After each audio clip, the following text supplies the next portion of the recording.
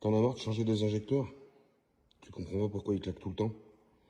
Pourquoi ça coûte une fortune? Eh ben, je vais tout expliquer. Voilà, aujourd'hui on va parler des injecteurs.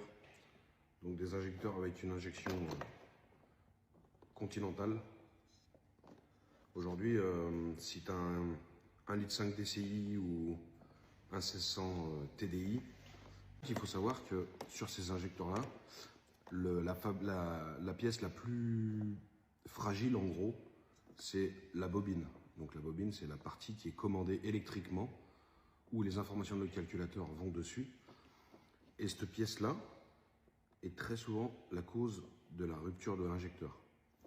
La partie interne, celle qui rentre dans le moteur, est très souvent moins défectueuse. Parce qu'en fait, cette pièce-là, c'est toujours monté neuf.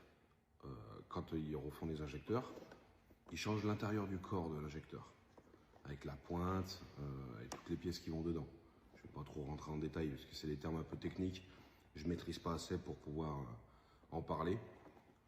Par contre, là, ce que je peux moi vous expliquer, c'est que ce soit sur un 1600 TDI ou sur un 1,5 litre HDI, on voit que ce sont sensiblement les mêmes bobines. Donc, sur ces séries de voitures, on a très souvent des problèmes électriques au passage à la valise. Il faut savoir que quand on change des injecteurs, très souvent c'est de l'échange standard. De l'échange standard, pourquoi? Parce que déjà ça sera moins cher à la refabrication, puisqu'on aura déjà des éléments pour remonter l'injecteur qui va être reconditionné.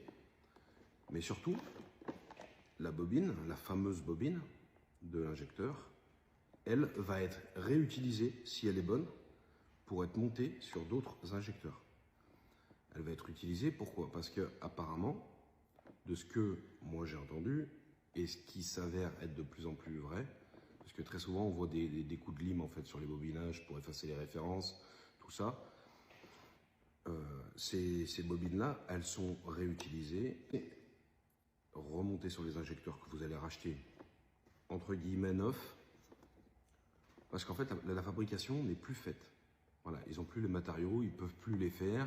Je ne sais pas exactement pourquoi. Mais en tout cas, ces bobines-là sont réutilisées lorsqu'elles sont bonnes, sur l'échange standard, tout ça, pour être remontées sur des injecteurs. Donc quand on dit qu'on achète un injecteur neuf, les 3/4 du temps, il n'est pas neuf à 100%. Il est neuf à 90%. Les 10% restants, c'est la bobine qui, elle, est réutilisée. Voilà.